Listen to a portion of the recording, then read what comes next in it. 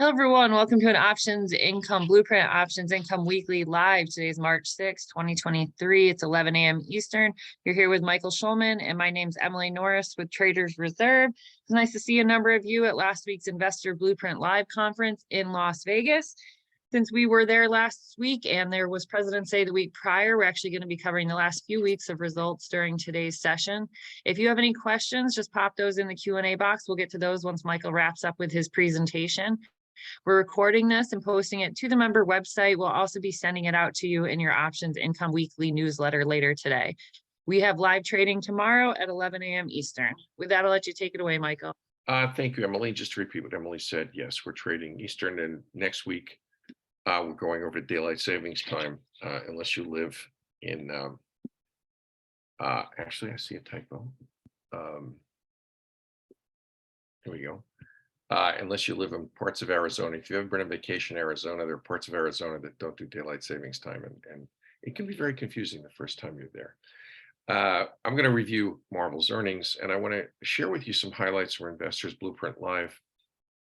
It was interesting. It was fun, too. It was like old home week. Now, this is the most unique chart I think I've seen in 10 years related to how we did. You'll see there were 3 losses. Up until we changed trading strategies, there might be between 3 and 7 losses a year maximum, and the rest would be rolled.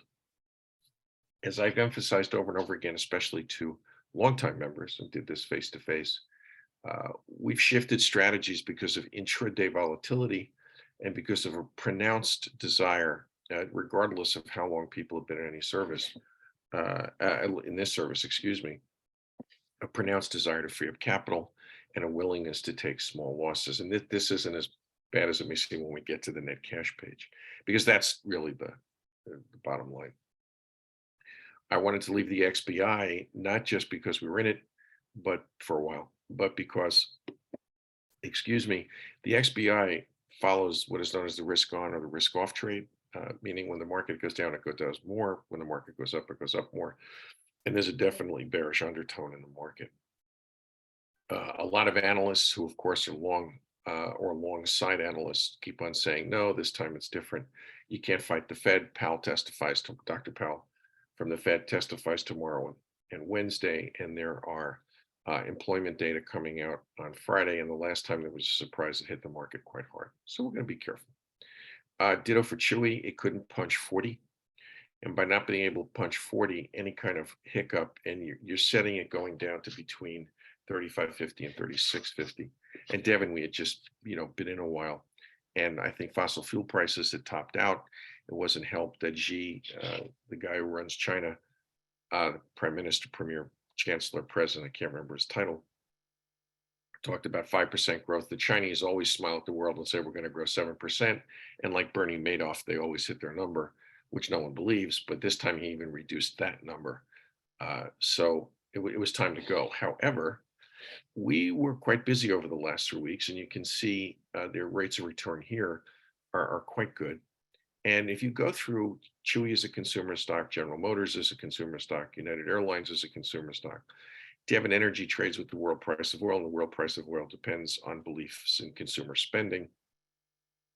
Bank of America is based on the Fed. Marvell is based on incredibly negative sentiment about the chip industry, which is totally unwarranted.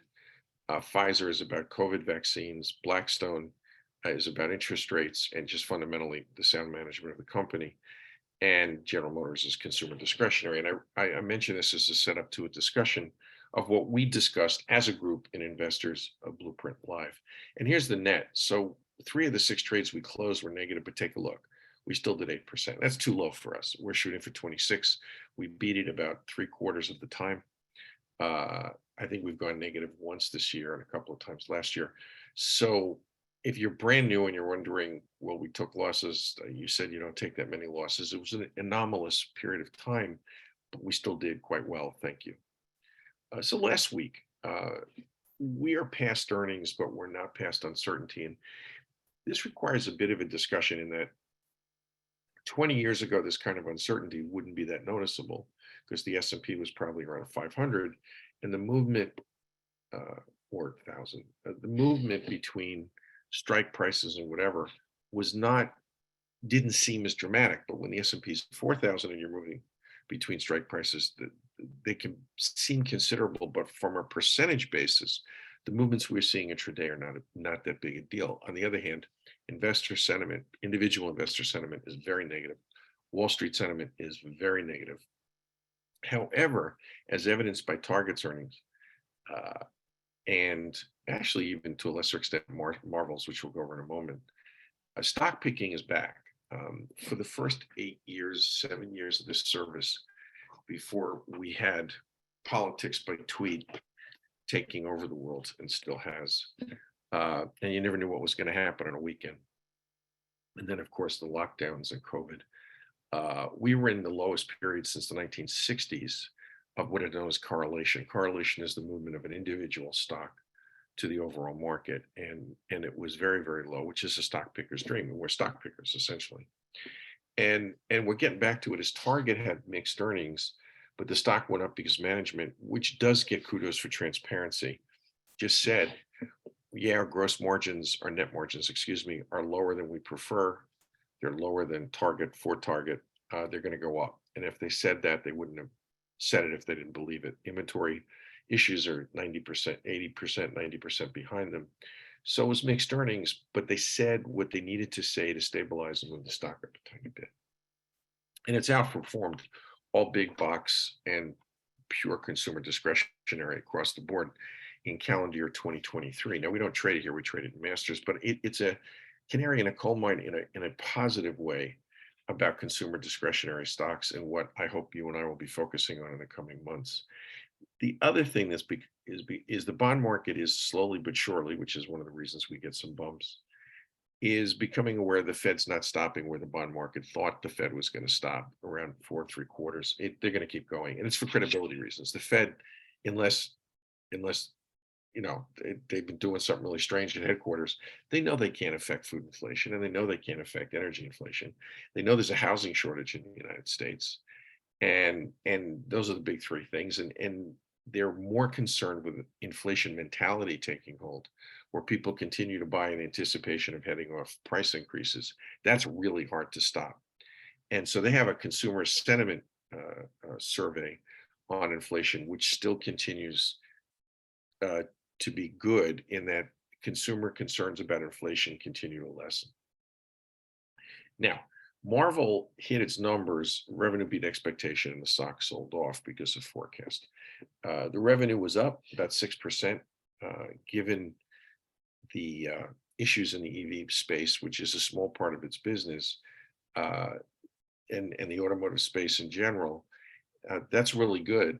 People were expecting faster growth, but it was good. But the real hit here was the consumer and data centers. So people aren't locked in. Servers are being used still more, but not as much as they were a year and a half ago in terms of growth. So their components and chips for big servers and data centers was down. They were discovered, not by us, I've followed Marvell literally for 20 years, but they were discovered by the world in general because of their presence in electric vehicle component of the automotive industry, and that's not going to end. And I think we put a bottom in. And putting a bottom in means it's really a time to take a hard look. This is a core stock. We have a significant net debit we got out of the shares last week. But the bottom line, it's a really, really good company. And I think we've bottomed on both the company and the stock. To that point, I may put on a trade I want to close in a day or two or four or whatever, but we trade positions. You don't sell a put unless you're willing to own the shares. And end of the game. If you're not willing to own the shares at the price of the strike, you don't make the trade. The other thing is, positions are a commitment to a company, Marvell, and a stock, MRVL, through a series of trades. And not necessarily here, the core positions are core. But other than that, I'm looking at them as possible positions. I'm not putting them out there as a long-term commitment. In the Masters program, it's different. I'll say I'm going to trade this all year, like we're trading Apple.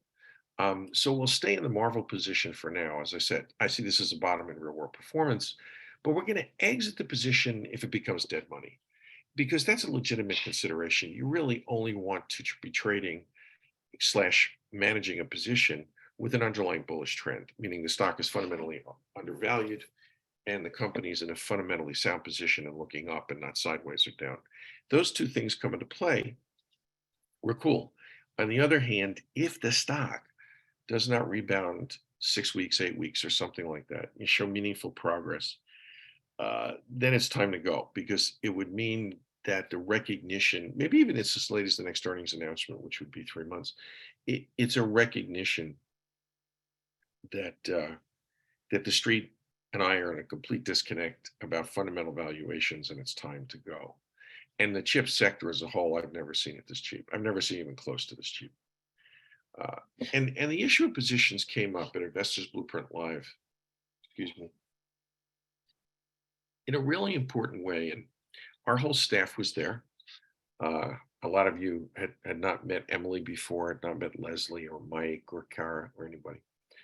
And one of the things that happened is in my private email box for masters or through the Traders Reserve support email, maybe I do 20 emails a week. Well, I had either 11 or 13. And for mostly people I know for a long time, about our accepting shares here or in the master's program. It's a sign of uncertainty and nervousness among even significantly experienced and mature investors. Then you go face to face and you talk to people and you learn, well, maybe those were the newer people. And because the people and we had about 50 people live, and I don't know how many we had online. And the bottom line, as I said, I knew almost everyone in the room, which is really wonderful. Some of them for 10 years, and they're calm. They're maybe trading a little bit less, but they're absolutely calm. In fact, someone came up to me and said, "Why did you close Micron?" And he said, "You said you never close a long-term position. And I think Micron is worth at least twice the current price of the stock." And I said it was because of those things about misreading the street's reaction to the chip sector, and this could possibly be dead money, and the desire for people to free up capital. That's fine, but it was good to hear that feedback. One of the things, this is very important, is we opened up, my 3 sessions were 3 days, but they were contiguous, one led to the other. And the opening slide is you have to think like an investor and trade like a trader, and accepting shares is not a loss. And I once, when we were in San Diego many years ago, I made people stand up and recite that 3 times. Accepting shares may not be what you planned on, but it is not a loss. And it's for some of you, it's hard to get past, but I do know, and I know this is a fact, not an opinion, that when we did surveys early on of the Income Masters people, 70% didn't want to accept shares when they started with me. And a year later, they didn't care, 70%. What I was trying to focus on, and what I'm focusing on today with you, which should be of interest, is the wisdom of crowds, meaning our membership knows more about the market, believe it or not, than the people on Wall Street. You just don't know you do. Meaning crowds, the average of a crowd opinion is better than an expert's opinion almost all the time. And it's the title of a really good book. And to that, we designed two kinds of portfolios, lists of stocks, 10 and 10, higher beta or volatility, lower. We merged them into 10. And here's the point I'm bringing up. What 10 came out? My 10 had a bias towards consumer discretionary. 4 of the 10 stocks were consumer discretionary. The crowd, reflecting their uncertainty about the market, their 10 was literally in 9 or 10 different sectors. And I thought that was so powerful. And it means to me, yes, I'm going to continue to focus on consumer discretionary, but for you, keep diversifying. When you're trading things other than I'm recommending, you have to be looking all over the place. And what does that go back to? Stock picking. It goes back to the power of stock picking. Take the best: consumer staples, consumer discretionary, chips, biopharma, travel, what have you. The other thing is I walked through discovering 3 stocks in 3 different ways, that the voyage of discovery, steal that from Charles Darwin, that the voyage of discovery is different. And your voyage of discovery, when you hit a bumper, you're curious, send me an email, please. So we won't trade Airbnb here, but you should be aware of it in case you want to trade it, because the stock's considerably above $100. And that's an artificial cap that I put on the strike price of what we trade. But in the trade desk, we trade all the time. And one of the things I tried to share with people is you value companies, you do a fundamental valuation of the stock in different ways. And Airbnb, for example, has gigantic premiums because they had a giant, massive, profitable quarter. which didn't really compare pre-pandemic. The pandemic didn't count, so analysts don't know how to value it. And the spread between the high and the low range of analyst estimates for earnings is over 300%. What does that translate into? Great premium. But the earnings um, showed the durability. And one last thing I'll leave you with in this, take a look at those names, send me emails if you want more information. Airbnb is a self-creating dynamic. But what do I mean by that? Well, let's say there's arbitrarily 500,000 Airbnb landlords. They're the driving force of creativity behind the success of the company, not the people who do the website. You can now do an Airbnb on a houseboat or on an Airstream or in a regular apartment. I was in an apartment building in Denver. Every single apartment had been built. The building had been built for it as an Airbnb place. So they have this free good that continues to expand their brand. Chewy is stable because people forget the headlines. They don't get rid of their pets. And the Trade Desk is an artificial intelligence engine that feeds itself with click-throughs and whatever to support advertisers, which increases the distance between what they offer advertisers and other people. So it's based on fundamentals is my point. But if you have questions, just ask, please. So trading this week, there's an underlying bearish tone, but the market is settling in. We had a positive week last week. We're positive today. The underlying tone is still bearish. We still don't know if we can hold above 4,000 on the S&P 500. And you have Dr. Powell speaking tomorrow on Wednesday before Congress. He won't say anything. I mean, he won't say anything we've already heard. We haven't already heard. And the big number will be Friday with the, if there's another, the last blowout number was there, I think the street was expecting 250,000 or 230,000 new jobs, and there were over 500,000, which means the economy is not slowing, which means interest rates are going to continue to go up. And the market sold off. So we have to be aware of that. But more and more stocks are moving as they should, like Target did. And we have a need to keep that in mind. So to repeat, always be prepared to trade any day of the week. There will be an alert going out today with new call positions on Marvell. And I understand the concerns that I saw in those emails that I said about what are we going to do. Every position, I promise you, is managed either live or no, we don't close or roll live, but every position is managed via alert. I never, Emily, Traders Reserve, we don't leave you hanging. So with that, Emily, back to you. Hey, and just to clarify, we'll be selling a put on Marvell today, not a call. I'm sorry, I apologize. We have a net debit. You're right. Yeah. We don't have any questions at the moment. I want to say that for us, you're the editor. It's either us or we at Traders Reserve. Meeting in person, and to a lesser extent, all the comments we got from people online, means we're trying to stay in touch with individual investors in a less than or better than abstract way. I really, there are people there I've known more than 10 years, founding members of Options Income Blueprint. And we've been through, I've lost track of the number of corrections. We've always come out really nicely on the other side. And one of the things I learned is that if you're experienced, if you've accepted share sell calls and broke even or made a profit, if you figured out which call to sell, it's not above your cost basis. It's the one that you would sell if it was a brand new position. It's what I call the best call. Once you've been through this, you become much more effective and profitable as a trader because you're calmer.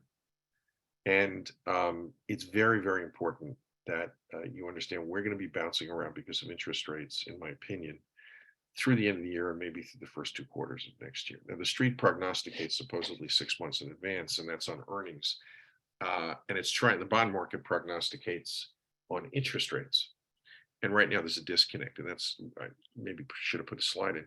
The street is much more optimistic than the bond market. And more importantly, the street has never been able to fight the Fed. The last time we had an interest rate driven bearish undertone or an actual bear market were the 70s, meaning a crash or a correction doesn't count. That's not a bear market. That's an upheaval that's remedied. So of course we did crash. The S&P hit 660 during the Great Crash and Great Recession. But if you take a look and you read and this, that, and the other thing, that's not the same thing as a bear market. It's a crash, it's a correction. And right now we're in a bear. And if it stays slow motion, we'll make more money than if we were at even because of the ability to collect more premium. But the bottom line is to be stock pickers and to trade through all of this, and to have very tight trading and get out when we can, like we did with Blackstone. So any questions, Emily? Yep, Francis is asking, are we gonna sell calls on Pfizer this week? Francis, we actually have a March week 2 $43 put that would expire on March 10th. But it's possible some of you may have been assigned Pfizer already with the stock about $2 below the strike price. Michael, do you want to comment on that? Sure, and it's the same for Pfizer. The email, I've had at least a dozen emails that people have been assigned. With a stock like Pfizer, what you want to do is sell something 2 to 3 strikes above the current share price, either for this Friday or the following Friday, either for the 10th or the 17th. Now, that's not generic advice. That's based on how Pfizer has been trading. It's clearly putting in a bottom at the $40 to $41 level. It's ridiculously undervalued. It's executing flawlessly on its business plan. I know many of you are underwater in the position from a while ago, but many of us also made a lot of money by trading the second leg of the rolls that I've recommended. But let me repeat, for Pfizer, if you own the shares and you desire to stay in them, look to sell strikes 2 to 3 strikes above the current share price, and to do it for either this Friday the 10th or Friday the 17th. Okay, we don't have any other call or any other questions at the moment. Well, thank you all. Thank you, Emily, and I'll see you tomorrow. All right, thanks, Michael. Thanks everyone for joining us. We have recorded this and we'll be posting it to the member website as well as sending it to you in your options income weekly newsletter this afternoon. Please join us for live trading tomorrow at 11 a.m. Eastern. Thanks and have a good day trading.